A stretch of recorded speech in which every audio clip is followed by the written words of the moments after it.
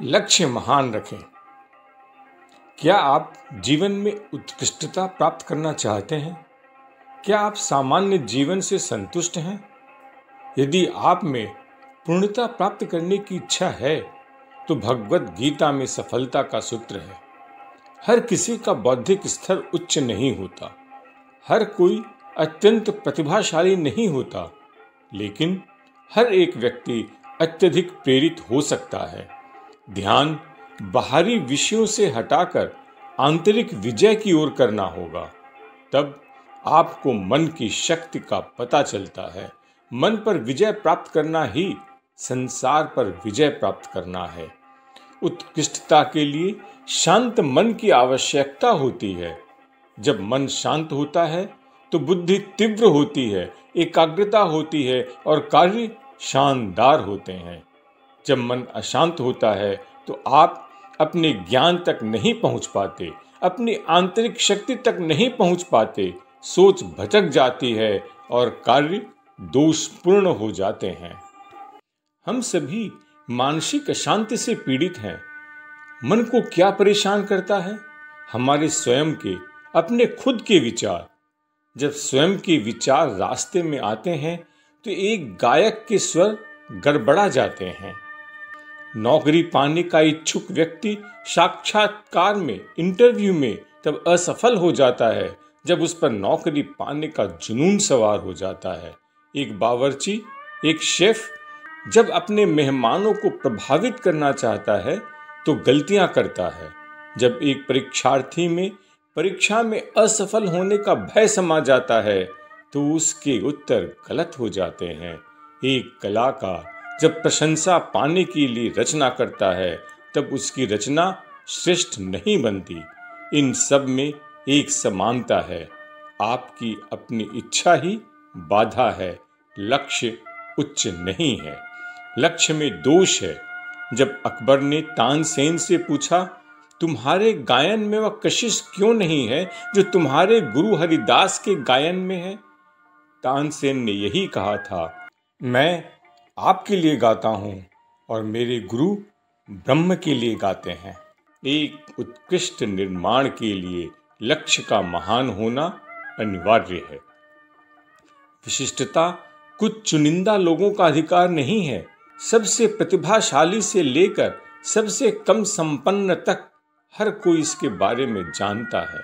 इसके लिए बस आपकी व्यक्तिगत इच्छाओं से परे एक दृष्टिकोण और एक उच्च लक्ष्य के प्रति प्रतिबद्धता की आवश्यकता है। इच्छा ही आपकी और सफलता के बीच सबसे बड़ी बाधा है। इच्छा से मुक्त हो जाने पर तुम पूर्णता की परिधि में पहुंच जाओगे। जीवन का नियम है कि आपको वह मिलता है जिसके आप हकदार हैं, न कि वह जो आप चाहते हैं।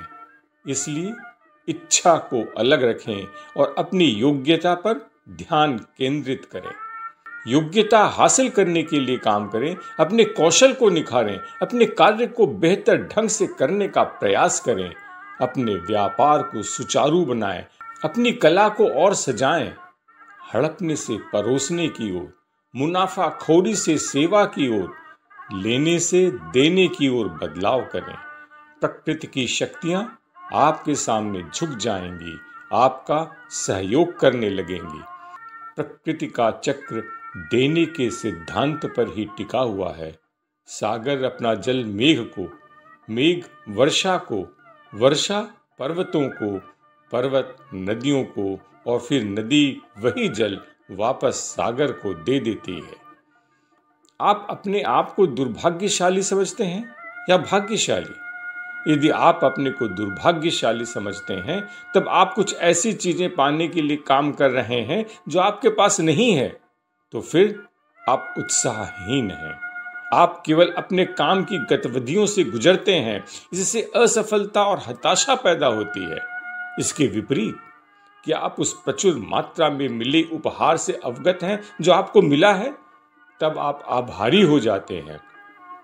जब आप लोगों को देना, उन्हें योगदान देना और उनका मूल्य बढ़ाना चाहते हैं, तब आप रचनात्मक, प्रेरित और सफल बनते हैं।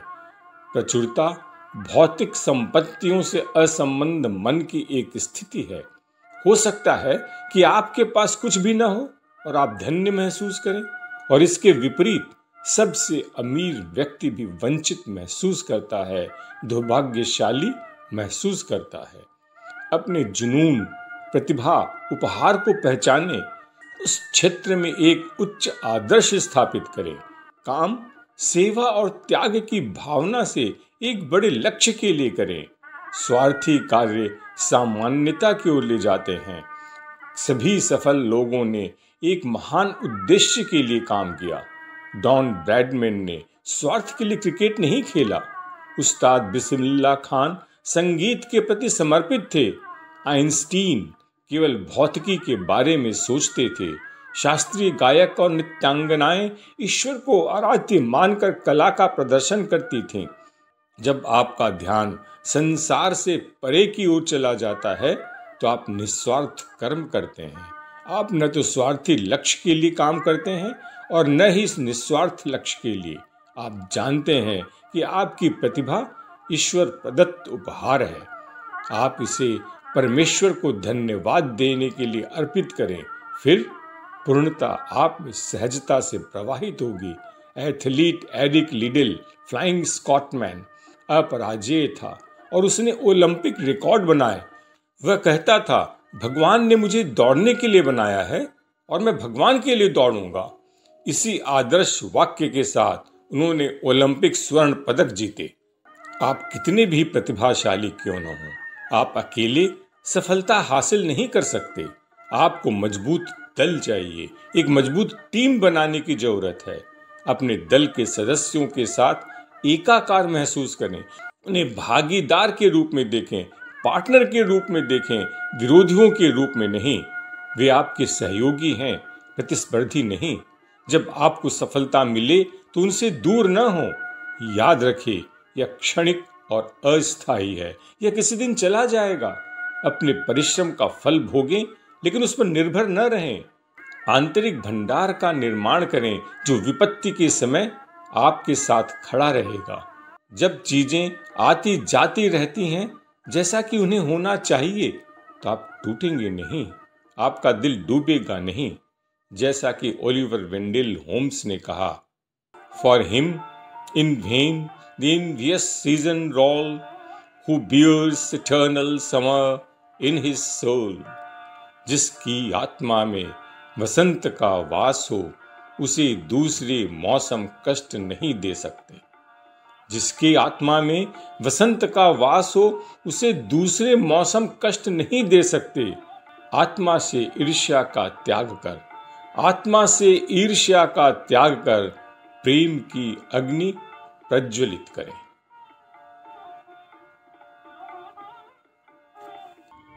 लाइक करें, सब्सक्राइब करें, परिचितों से शेयर करें, अपने कमेंट्स ऑनलाइन दें।